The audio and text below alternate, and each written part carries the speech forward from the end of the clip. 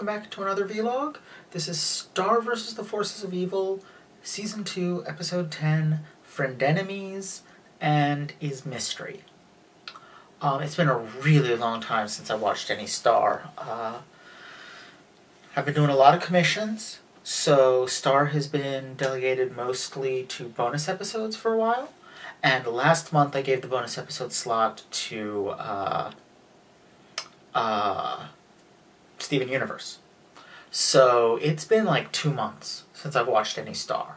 That said, thanks to the Patreon rising a little higher, I'm now doing 2 bonus episodes a month instead of just 1. Plus, this month, by which I mean April, the month in which I'm recording this, has 5 weekends in it instead of 4. So I am doing 5 regular vlogs. So instead of 5, I had been doing 4 regular and 1 bonus most months. Now, this month, it's 5 regular and 2 bonus, and then going forward, most months will be 4 regular and 2 bonus, assuming the Patreon stays at the level it is. Or, gets higher. That could work too. So, the point is, I'm able to do more Star this month, which is awesome, because I really enjoy Star. It's just, like,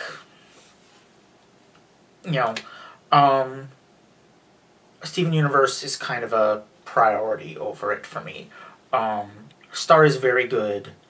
Steven Universe is one of the best shows on TV. Like, basically, I think only The Good Place is...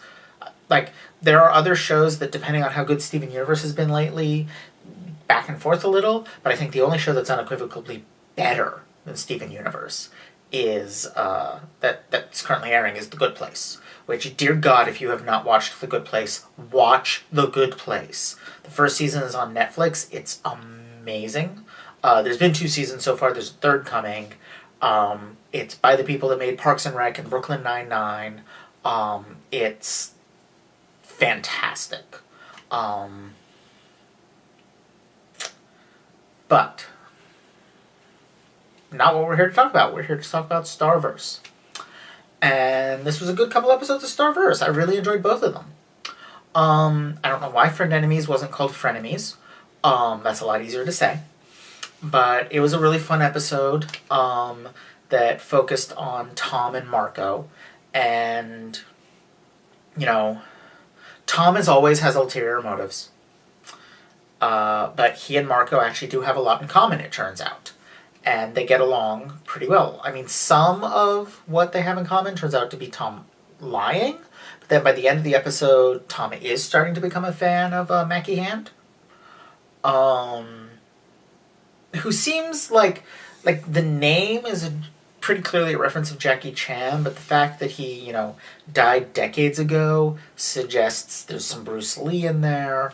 Appearance-wise, he's very clearly based on Chuck Norris. So I think he's just kind of a hybrid action movie star, which works. But, yeah, Tom is initially lying, but after he sees him in action, he kind of is becoming a fan. So, ultimately, the only thing he really lied about was the reason, which is he had an ulterior motive, as he always does. He is just kind of an inherently devious person. And honestly, as much or more than his anger, that's really what he needs to work on in order to connect and relate to people. Because, his anger pushes people away, but his manipulativeness, the two combined basically are like classic abuser pattern. So, Star is well away from him. Marco really, hopefully, will not fall for it again. At the end of the episode, they bonded a little over some shared fandoms, but they still don't like each other.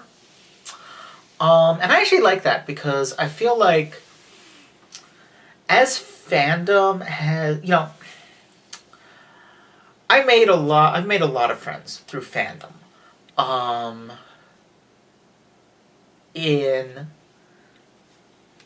high school, and since, It's been one of the easiest way to make friends. In high school and college, you're around other people all the time who are the same age as you and going through some of the same things as you, in terms of, when you have a tough final coming up, everyone in your class has the same tough final coming up. So you have, that common shared experience and so forth. So it's really easy to make friends in those environments. It's a lot harder afterwards. And I had a lot of fandom in common with most of my high school and college friends, not all. Some of them we find other things to talk about. We connect on different things. But ever since then, fandoms have been a huge way for me to meet people because they're a major social outlet. My coworkers have always tended to be, they used to, when I was in my Chinese, the bulk of my coworkers would always be older than me. Nowadays, it's more that just most of them have very different interests and very different lives. So the main place I'm interacting with other people is in fandom-related spaces. And so that is a way to connect with and bond to people. And, fandoms are social.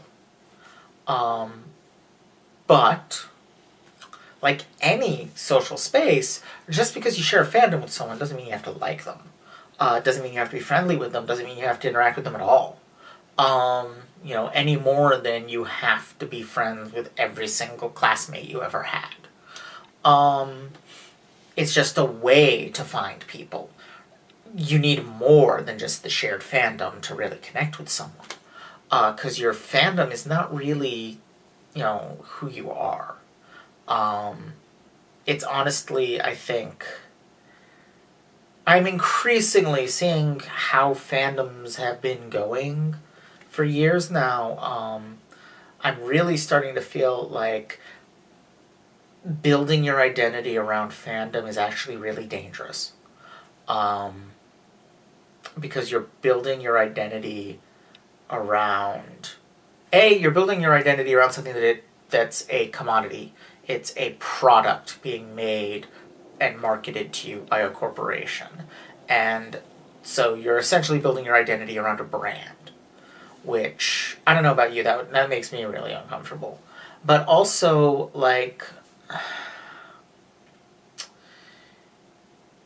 there's no there.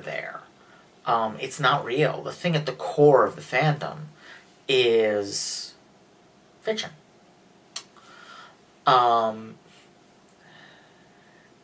And there isn't a real shared experience. There's a secondhand experience. You watched the same thing. You read the same thing. You didn't actually directly experience anything together.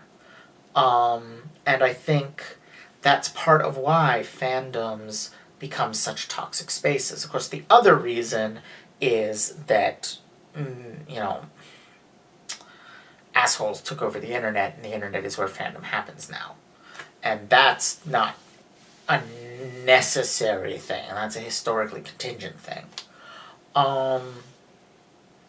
But the point I'm trying to get at is that while fandom can be an opportunity to build community with people, not everybody in your fandom has to be in your community. Not everybody in your fandom has to be your friend. You can connect with someone over things you have in common and then be like, but you know what? You're an asshole. I don't like you. Or even not an asshole. It could just be, you know what? Outside of this one shared interest, I have no interest in you. I don't want to hang out with you or whatever. And that's okay. You don't have to, like everyone. And so I like that the episode shows that. I like that they end with Tom and Marco still not getting along. Even though in this moment they're happy, they don't care for each other. And so they don't want to spend time together. Cool. The second episode is Mystery. Continues on with Bufo and... Not Bufo. Bufo's an Adventure Time character. Buffrog. I think I was getting Buffrog and Ludo blended. Anyway, Buffrog investigating Ludo's little corn empire thing, and honestly, this plot is dragging a little. Nothing really happened in this episode. The gags were okay, but not fantastic. And, I don't know, it was just kind of a little slow. And frankly, we already knew that, at least I'm pretty sure we already knew, it's been a little while, pretty sure we already knew that Ludo was behind the whole corn stealing operation, that he was building an army of rats, that he was learning the wand. I think we knew he was after the book. That didn't surprise me when I heard it, at any rate. So all that really leaves is that Ludo's going to warn Star about Ludo having a wand and coming for the book. Okay. Good. Maybe that'll help spark some motion in that plot, because we're approaching the halfway point of the season. Stuff needs to start happening if there's going to be this season-long arc. Which I'm okay with there not being one, you know. The first half of this episode was fantastic, and it wasn't arcy at all. Which is not to say that, like, you know, I still like Buffrog as a character. I like his, you know, dedication to his babies, and his accent, and, you know, the way he has of speaking. And I did like the gag that he talks out loud while he's writing. I just, like, I didn't like the fork-hand rhino guy, or I guess warthog guy. I did like that when Buffrog was finally like, I'm gonna go through, I'm gonna leave, the warthog guy was answered, take me with you. Because that's the thing with, like, terrorizing people and setting yourself up as, like, this tyrant, is that's a common experience for people to bond over. And shared oppression is a really powerful source for community, which does not remotely make, like, don't take me the wrong way, that isn't remotely suggesting that oppression is at all a good thing. Just that it can lead to powerful community. And so, like, I really wonder how many of the people working for Ludo are actually loyal to him. Clearly, the spider and the bird are, because when Buffrog tried to take the wand, they fought him. But most of those monsters were basically enslaved. So there's a, you know, good chance that a lot of them would be willing to turn against Ludo, which has always been his problem. He's a terrible leader. And even with the power of the wand, he's a terrible leader. So I would love to see a storyline with Buffrog, like, leading the revolution of Ludo's workers. Which, of course, then that would turn his Russian accent into a great piece of foreshadowing. But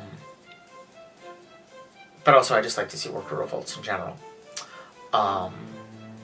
Not necessarily just an entertainment product. We could use a few elsewhere. But yeah. It was a solid episode. First half was better than the back half. The back half wasn't bad at all. And I'm looking forward to watching some more. So, yeah. Don't forget to like, comment, subscribe. Check out my Patreon for early access to videos, essays, and more. And I will see you all next time. Bye!